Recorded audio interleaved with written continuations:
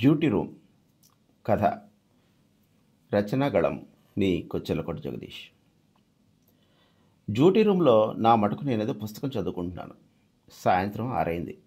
ఇక ఓపీ పేషెంట్లు ఎవరో వచ్చే పరిస్థితి అయితే లేదు. అకస్మాత్తుగా కిటికీల్లోంచి రివ్వుమంటూ గాలి మొదలైంది. మబ్బులేసి ఆకాశమంతా నల్లబడిపోతుంది.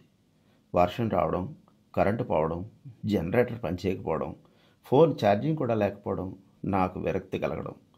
కాసేపట్లో జరగబోయే ఈ సంఘటనలన్నీ థంబ్నెయిల్స్ లాగా నా ముందు కనబడ్డాయి. అయితే అందులో ఒకటి రెండు మారే. వచ్చింది వర్షం కాదు, ప్రళయం. అంత వానంటరా బాబు. ఇన్నాళ్ళు ఈ నీళ్ళన్నీ ఆకాశంలోకి వెళ్ళి కూర్చున్నాయి. అందుకే మనకి వాటర్ ప్రాబ్లం. ఇక ఆ తర్వాత 3 యథాతథంగా జరిగిపోయాయి. మొబైల్ కాసేపు ప్రత్యేక హోదా వాగ్దానంలాగా మిణుకు మిణుకుమంటూ కొట్టుకుని టప్పన ఆగిపోయింది. కొవ్వొత్తి పట్టుకుని హాల్లోంచి గదిలోకి వెళ్ళాను. అద్దంలో వెనకాల ఎవరో ఉన్నట్టు అనిపించింది. ఒళ్ళంతా జలధరించింది ఒక్కసారి. తీరా చూస్తే అది నేనే. ఈ అమెరికా వాళ్ళ హారర్ సినిమాలు చూడడం మానేయాలి ఇక నుంచి. బయట వర్షం కరువు తీరా కురుస్తూ క్వార్టర్స్ మధ్యలో చెరువుని సృష్టిస్తోంది. కొవ్వొత్తి ఆరిపోకుండా ఎల్ఐసి సింబల్లాగా చేతులు అడ్డం పెట్టి ఎంతసేపు నిలబడ్డాం? పోనీ కిటికీలు మూసేద్దామంటే ఊపిరాడట్లేదు.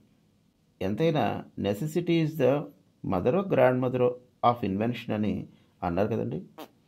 ఆ విధంబన ఖాళీ హార్లిక్స్ సీసా ఒకటి అడుగు పగలగొట్టేసి కొవ్వొత్తి మీద పెట్టాను.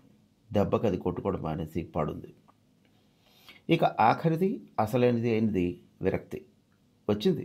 కానీ అది వచ్చే సమయానికి వర్షం తగ్గిపోయింది. లేకపోతే ఏం చేసేవాడినాం?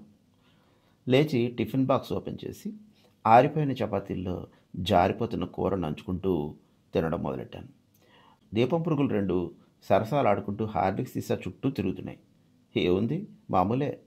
ఎప్పట్లానే ఆడపురుగు పరిగెట్ట, మగ పురుగు పట్టుకోను. ఒక అప్రెంటిస్ దోమ నా చేతి మీద కొడదామని వాలింది. దానికి ఇంకా అనుభవం లేనట్టుంది. పాపం పిచ్చిమొద్దు. నేను ఇలా చేయి కదపగానే ఎగిరిపోయింది. ఇదంతా దూరంగా వాలి చూస్తున్న తల్లిదోమ దాన్ని ముక్క చివాట్లు పెట్టింది. పావు నిమిషం కూడా నిలబడి కొట్టలేని బతుకెందుకు ఏ ఆలౌట్లోనూ పడి చావమంది. అమ్మయ్యా, ఈ డిన్నర్ అనబడే ఘాతుకం పూర్తయింది. ఇప్పుడు ఈ గిన్నెలు కడగడానికి వాష్రూమ్కి వెళ్ళి అక్కడున్న పగిలిపోయిన అద్దంలో మళ్ళీ నన్ను నేనే చూసుకుని హడిల్ చచ్చేకన్నా రేపు లక్ష్మణ్ గారిని కడగమంటే సరి. సాధారణంగా నేను ఇలా హాస్పిటల్ సిబ్బందికి సొంత పనులు చెప్పడానికి ఇష్టపడను, మరీ గత్యంతరం లేకపోతే తప్ప. కరెంటు ఓ వారం దాకా రాదనుకుంటా. ఇక్కడంతే. కరెంటు వచ్చిన 1-2 గంటలకి మళ్ళీ ఇంత వర్షము పడి మళ్ళీ పోతుంది. వాన తగ్గింది కానీ పిడుగులు మాత్రం దడదడలాడిస్తున్నాయి. ఆకాశంలో భూకంపం అని ఓ డబ్బింగ్ సినిమా వచ్చింది ఆ మధ్య. ఆ పేరు చదివి ఆ రోజు చర్చలో నవ్వుకున్నాం. కానీ ఇవాళ ఇదంతా చూస్తుంటే అలానే అనిపిస్తుంది. టాటాస్ కాయిల్ ఒకటి వెలిగించి ఉంటే సరి. నా చిన్నప్పటి నుంచి చూస్తున్నాను. ఈ కాయిల్స్ అన్నీ పౌర్ణమి నాగు సినిమాలో పౌర్ణమి నాడు పెనవేసుకునే జంట పావుల్లా అంటుకుని ఉంటాయి. చిన్న ముక్క కూడా విరక్కుండా విడదీయడం ఎవరి వల్లనైనా అవుతుంది అసలు? ఏకాగ్రతతో జాగ్రత్తగా విడదీసి ఒకటి అంటించాను మొత్తానికి. మామూలుగానే కాయిల్ స్టాండ్ ఎక్కడ కనబడలా. ఇల్లంతా 3 సార్లు ప్రదక్షిణాలు చేసిన తర్వాత ఒక చిన్న జిఏ వైర్ ముక్కను సంపాదించి దాన్ని కిటికీ గ్రిల్కి ఊరేశాను. నోరు కళ్ళు మూసుకుని పడుకోవడమే. చేసేదేం లేదు. గాలి కోసం ఫ్యాను లేదు, గాలి కబుర్ల కోసం ఫోను లేదు. సరే, మనకెలకు పాటలు వచ్చు కదా. బాత్రూమ్కి వెళ్ళిన ప్రతిసారి తలుపు గడిలు అవి బాగానే ఉన్నా ఎలుగెత్తి పాడుతూనే ఉంటాను కదా. గొంతు సవరించుకుని ఆలోచనలో పడ్డాను. ఏ పాట పాడదాం? గాలి వానలో వాన నీటిలో పడవ ప్రయాణం, చిచి చీకటిలో కారు చీకటిలో, బాబోయ్ హో బాటసారి ఇది జీవిత రహదారి. ఏమిటో ఈ జీవితం, అన్నీ ఇలాంటివి గుర్తొస్తున్నాయేమిటి? ఒక్కసారి ప్రశాంతంగా కళ్ళు మూసుకుని నిర్మలమైన మనస్సుతో ఆలోచించాను. గోరంత దీపం కొండంత వెలుగు, నీవుంటే వేరే కనులెందుకు. మళ్ళీ చీకటి, దీపం, అంధకారం పాటలే. ఇక లాభం లేదని కొవ్వొత్తి దగ్గరగా లాక్కుని కూర్చున్నాను. ఎప్పటిదో వారపత్రిక ఒకటి కనబడింది. చాలా పాతదిలా ఉంది. నూతన నటుడు నాగయ్య. నెహ్రూకి 2 వారాలుగా జ్వరం. ఇలాంటి వార్తలు ఉన్నాయి అందులో. దేవుడా, ఇది కొంపదీసి పురాణా మందిర్ టైప్ ఇల్లు కాదు కదా. గోడలకేవో ఫోటోలు వేలాడుతున్నాయి. అది ఎవరైనా మహారాజు గారిదే. దగ్గరికి వెళ్ళి చూశాను. నా భయం పాడుగాను. అది సిరిలెక్క వాడి పోస్టర్. బుజ్జివేత ఎంత బాగున్నాడో. అనవసరంగా ఎక్కువ ఆలోచిస్తున్నాను. ఒక్కపోత భరించలేక సల్మాన్ ఖాన్లో షర్ట్ ఇప్పేశాను. బనీన్ వేసుకుని మంచం మీద వాలాను. నిద్ర పట్టేస్తే బాగుండు. మళ్ళీ ఏ కేసు వచ్చిందంటే ఎలాగో లేపుతుంది నర్సు. నా నోట్లో శనుందనుకుంటా. అనుకున్నట్టుగానే అంత చీకట్లోనూ చెరువుల్లాంటి నీళ్లలో పడి వాడిపై దేవుడు వచ్చాడు. సార్, కేసు వచ్చింది సార్. సర్పంచ్ గారు ఎవరో వచ్చారు సార్, వాళ్ళతో పాటు మిమ్మల్ని రమ్మంటున్నారు అంటూ సందేశం ఇచ్చి నిలబడ్డాడు. నువ్వు వెళ్ళు దేవుడు, నేను వస్తాను అన్నానో లేదో. లేదు సార్, నేను టార్చ్ తీసుకొచ్చాను.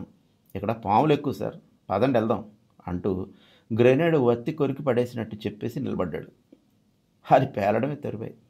కర్మరా బాబు, మొత్తం ప్రకృతి అంతా ఈ ఊళ్ళోనే ఉంది కాబోలు. వర్షాలు, మేఘాలు, పిడుగులు, చెరువులు, సర్పాలు. సరే, మొత్తం మీద దేవుడు వెనకాల దేవుణ్ణి తలంచుకుని నడుస్తున్నాను. సగం దూరంలో ఉండగానే కరెంట్ వచ్చేసింది. నా ముందే కాదు, పైన కూడా దేవుడు ఉన్నాడు అనిపించింది. వచ్చిన వాళ్ళు ఇద్దరు. 40 ఏళ్ల పైమాట ఇద్దరికి. ఇద్దరు అన్నదమ్ములేంట. ఒకడికి చెవి కట్టయిపోయి రక్త కారుతుంది. ఇంకొకడికి ఛాతీ మీద 3 అంగుళాల మేర పంటిఘాట్లున్నాయి. వాచిపోయింది అక్కడంతాను. ఇద్దరు చెరో లాయర్ దగ్గర గుమాస్తాలుగా చేస్తారట. ఆస్తి తగాదాలు ఏవో ఉన్నాయట. ఇలా వారానికి ఒకసారి తప్పదాగి కొట్టేసుకుని చివరిలో ఒకరినొకరు కొరికేసుకుని వస్తారట. అక్కడ ఉన్న వాళ్ళందరికీ ఆ విషయాలు తెలుసు.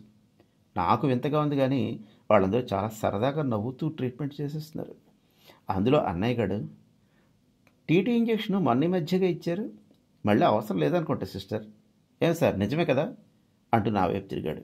నేను ఇంకా విభ్రమ స్థితిలోనే ఉన్నాను. మళ్ళీ టీటీ అక్కర్లా, డ్రెస్సింగ్ చేయండి చాలు అనేసి కుర్చీలో కూలబడ్డాను. అన్నదమ్ములిద్దరూ నవ్వుతూ మాట్లాడుకుంటూ కట్లు కట్టించుకుంటున్నారు. వాళ్ళ భార్యలు పొట్లాలు విప్పి ఇద్దరికి చపాతీలు మేపుతున్నారు. ఇవన్నీ చూడడానికే నాకు ఇంకా ఆయుధ్యం ఇచ్చాడు ఆ పైవాడు. కేస్ షీట్లు తీసుకుని పోలీస్ కంప్లైంట్ బుక్ చేసి చచ్చేలా అవన్నీ రాస్తూ కూర్చున్నాను. పుట్టుమచ్చలు చూపించమన్నాను. తమ్ముడు నా మీద దయించి చకచకా 2 చూపించేశాడు. అన్నయ్య మాత్రం నా జీవితంతో ఆడుకున్నాడు. వాడికి పుట్టుమచ్చలన్నీ తొడ మీదే ఉన్నాయట. ఆ దివ్యమంగళ స్వరూపాన్ని దర్శించి నిర్వేద నిరామయ నిరాసక్త నిట్టూర్పులతో నిశీధులకి పయనమయ్యాను. నా చేతిలోంచి కేస్ షీట్లు సిస్టర్ గారు లాక్కోవడం కూడా తెలియదు నాకు. కొంతసేపటికి తేరుకుని రూముకి బయలుదేరుతుంటే ఎదురుగా ఓ 30 ఏళ్ల యువకుడు హుషారుగా వచ్చి పెద్ద సెల్యూట్ చేశాడు. కాకి రంగు ప్యాంటు, మెరూన్ కలర్ చొక్కా వేసుకుని పౌడర్ రాసుకుని ఘుమఘుమలాడిపోతున్నాడు తాజాగా. డీసీపీ రామచంద్ర అనుకున్నాను సడన్గా చూసి. ఏంటి బాబు అన్నాను ఇంకా తేరుకొని స్వరంలో. సార్, నేను హెడ్ అని సార్. బాడీ వచ్చింది. ఇందాక పిడుగు పడి చనిపోయాడు సార్. పంచనామా పూర్తి అయ్యేసరికి ఈ టైం అయింది అంటూ నవ్వుతూ చెప్పాడు. నా నెత్తి మీద అప్పుడు పడింది పిడుగు. ఎంత రాత్రి తీసుకొచ్చారేంటి? రేపు ఉదయం దాకా కష్టం కదా అన్నాను అమాయకంగా.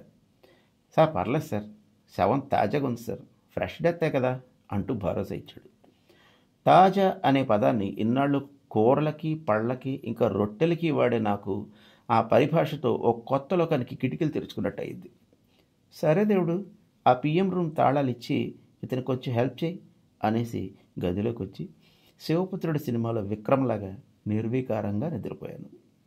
నా పక్క గదిలోనే ఆ శవం ఉంది. మీ కొచ్చెలకోటి జగదీష్.